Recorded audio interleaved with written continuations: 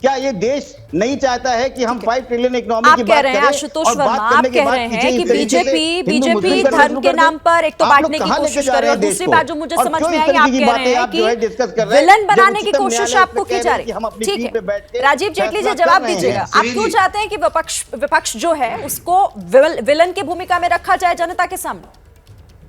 नहीं, मैं तो एक एडवाइस करूंगा, मैं विपक्ष से कहूंगा अगर वो घर पे बैठ जाएं तो भारत निर्माण हो जाएगा, क्योंकि न्यायालय न्याय का काम कर रहा है और न्यायालय को पता है कि मुझे न्याय कैसे करना है, वो किसी भी रूप में देना होगा और उसमें दोनों ही पक्ष रखे जाएंगे। उसमें हिंदू पक्ष भी होगा और मुस्लिम पक्ष भी होगा, दोनों अपने अपने सबूत रखेंगे, उसके आधार पर न्यायालय अपने न्याय देगा। लेकिन आपको एक जानकारी दूं मैं, आपके घर बैठने से हमें क्या फायदा होगा? घर पे बैठने से देखिए इस देश के अंदर कितनी आस्था पूरी दुनिया की, लगभग 83.5 अरब अमेरिकी अरब डॉलर का निवेश हो गया केवल 1 साल के अंदर 2020-21 में। तो आप लोग अगर बाहर निकलेंगे तो वो बेचारे अंग्रेज लोग डर जाएंगे, उन्हें आने दीजिए। बहुत खुले मन से देश के प्रधानमंत्री पे विश्वास रखते हैं, उन्हें लगता है कि भारत सबसे बेहतर निवेश के लिए देश है। भारत के अंदर वो लोग आ रहे हैं, न्यायालय अपना काम कर रहा है, तो आप लोग क्यों बीच में अपना वो हरी चादर लेके घुस जाते हैं? आप रुमाल लेके, हरा रुमाल लेके बीच में क्यों घुस जाते हैं? आपको जिसको खुश करना है ना, वो आप उनको भरपूर खुश कर चुके हैं और उसके नतीजे भी आपको मिल गए। बड़े रूप में आपने आपको आपकी प्रदेश की जनता ने आईना दिखाया, इसी बात के लिए दिखाया कि भैया जो तुष्टीकरण की राजनीति है ना, ये भारी पड़ जाएगी आप लोगों के ऊपर। मैं आपसे फिर भी आग्रह करूंगा कि आप अखिलेश यादव जी को बोलिए 1-2 सालों के लिए घर से बाहर ना निकले, भारत निर्माण हो रहा है, भारत आगे बढ़ रहा है, आप लोग सड़क पे आएंगे तो हमारा नुकसान होगा। ठीक है आशुतोष, तो भारत के अंदर भागीदारी दीजिए अपनी। ठीक है आशुतोष वर्मा, मैं इसका जवाब देता हूं, मैं इसका जवाब दे रहा हूं।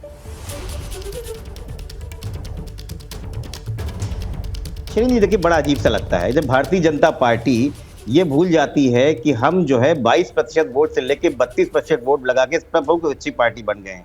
आपने तो हमारे पास जो है ये बोला था कि आपको जनता नकार चुकी है, तो जनता ने हमको वोट पहले से ज्यादा कैसे दे दिया? तो ये आप अपना आत्मोलोकन कीजिए, आपके राजनीतिक ज्ञान को ये भी आपने खुलासा कर दिया। दूसरी चीज है, और सत्ता पाने से ये नहीं सिद्ध हो जाता कि आप सही है। हर चीज चुनाव से नहीं होती है, कुछ चीजें जो है वो आइडियोलॉजिकल भी होती है। दूसरी चीज है, इस देश में भारतीय जनता पार्टी ने, रुक जाइए, भारतीय जनता पार्टी उज्ज्वला योजना की बात करती है, रुक जाओ, ठीक रुकिए, उज्ज्वला, अरे शांत रहिए। अच्छा बोलिए, इनको रोकिए, इस तरीके से बोलेंगे तो बात नहीं होगी। उज्ज्वला योजना की बात करते हैं कि देश के 32 करोड़ लोग यहाँ पर उज्ज्वला योजना पे सिलेंडर ले रहे हैं।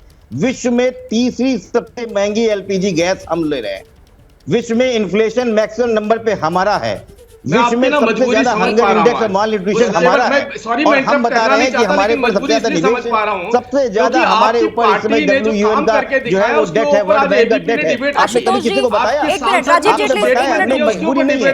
आशुतोष वर्मा, हिंदू मुस्लिम करने के लिए आप देश को बहकाने की कोशिश करते हैं। परेशानी ये है कि भारतीय जनता पार्टी के प्रवक्ताओं विश्वास नहीं है, अपने राष्ट्रीय राजीव जेटली, एक मिनट। आशुतोष वर्मा, आप अभी बोल रहे हैं कि हिंदू मुस्लिम करने का काम बीजेपी करती है। मुझे ये बताइए कि आप जितनी देर से बैठे हैं हमारे साथ, आपने भी तो वही किया ना। अगर वो आरोप आप पर लगाते हैं तो आप भी हमेशा यही बात करते हैं।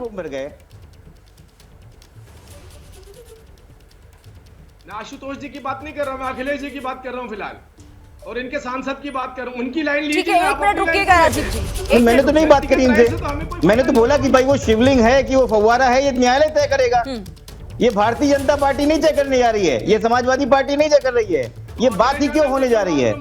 क्या इस देश में, इस देश की पेट की आग इससे बुझ जाएगी कि ये फव्वारा है, और जो हजारों अंडर न्यूट्रिशन, माल न्यूट्रिशन हमारे देश में चल रहे हैं, उनकी पेट की आग कैसे बुझेगी? उसके लिए बात भारतीय जनता पार्टी कब करने जाएगी?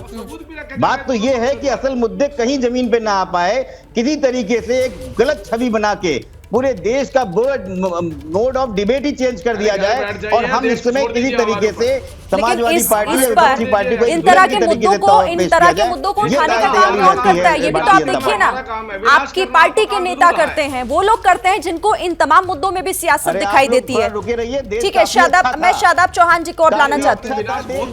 ठीक है, शादाब चौहान बहुत देर से कुछ कहना भी जा रहे हैं, और शादाब चौहान मेरा सवाल एक बार फिर से वही आपसे, आप कह रहे हैं कि लोकतांत्रिक तरीके से इस देश में सब कुछ होगा, और उसी लोकतंत्र का हिस्सा यानी कि हमारे देश में संविधान को माना जाता है, संविधान के हिसाब से चीजें होती है, न्यायालय जो तय करता है हम वही करते हैं। तो पीस पार्टी ये मानती है कि नहीं? क्योंकि आपके बयान कह रहे हैं कि आप कोर्ट को नहीं मानते।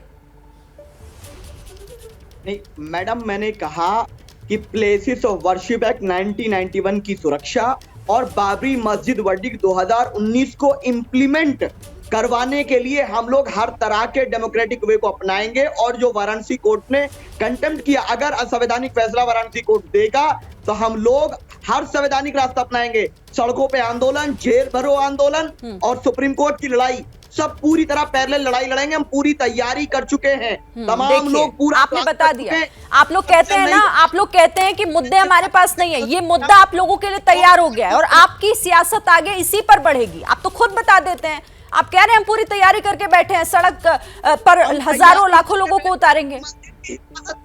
अपने संविधान की हिफाजत की हम पूरी तैयारी करके बैठे हैं। तो सड़कों पर उतरने की बजाय आप कोर्ट जाइए ना, आप सुप्रीम कोर्ट का रुख कीजिए। इस देश में सुप्रीम कोर्ट जैसी भी चीज है, अगर आपको नहीं पता तो आप बताइए, पूरी जानकारी मैं देती हूँ आपको। एक तरफ संविधान की बात करने की जगह सड़क पर और दंगा फसाद फैलाने की जगह आप उस रास्ते को अपनाइए ना। ये मानकर बैठे हैं कि यदि शादाब आपको पता है, शादाब चौहान आपको पता है, सड़कों पर जब राजनीतिक दल उतरते हैं, उनके समर्थक उतरते हैं तो कितनी शांति होती है। किसान आंदोलन कितने दिन चला? किसान आंदोलन कितने दिन चला? हम किसान भाइयों की तरह हम लोग अपने अधिकार के लिए नहीं होते। आप इस बात की गारंटी लेंगे शादाब चौहान की जब आप लोग सड़कों पर उतरेंगे तो कुछ नहीं होगा?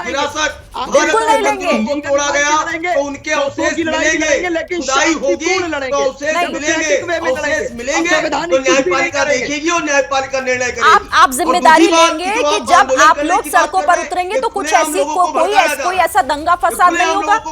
जिम्मेदारी लेंगे शादाब चौहान?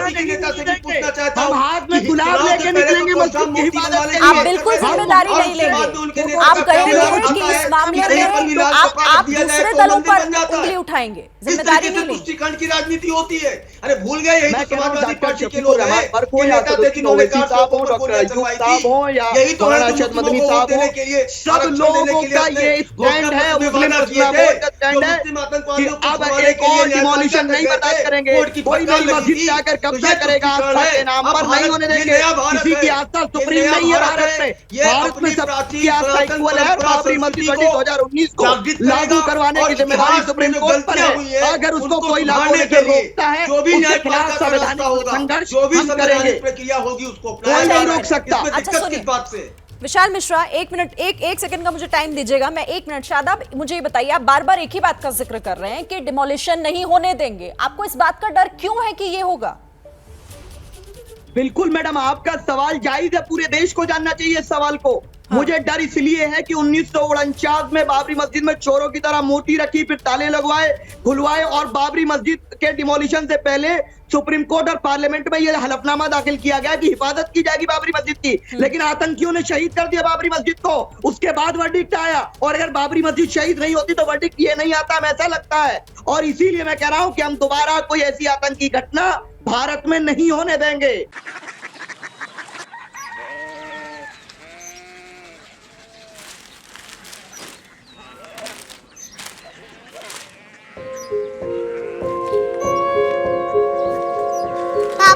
बाबा कोरिया सिटी जानी ना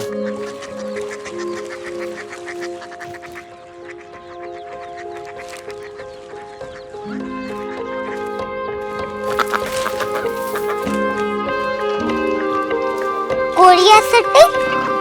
हाँ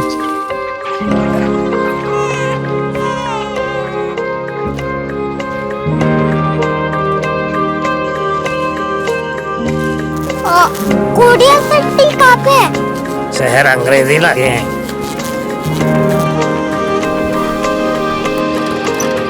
कोरिया सिटी।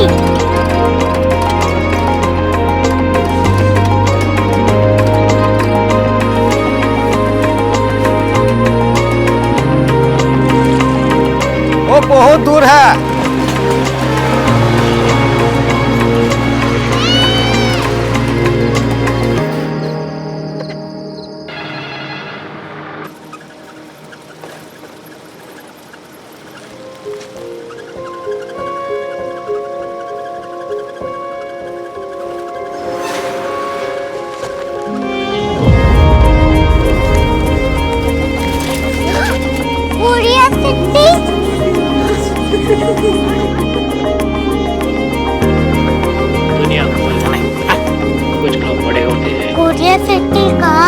प्रोफेसर साहब को पता होगा।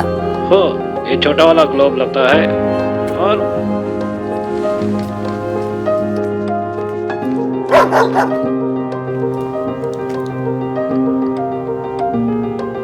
पता नहीं, मेरी बेटी से जाके मिल लो, शायद उसे मालूम हो।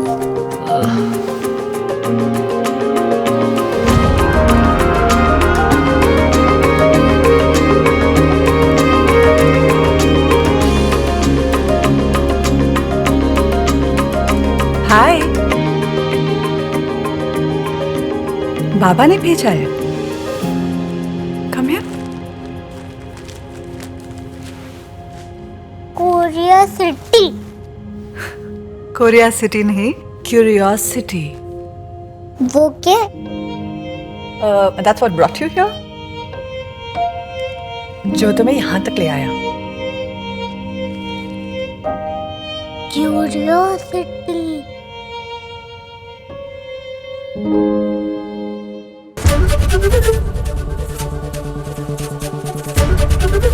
ABP न्यूज आपको रखे आगे।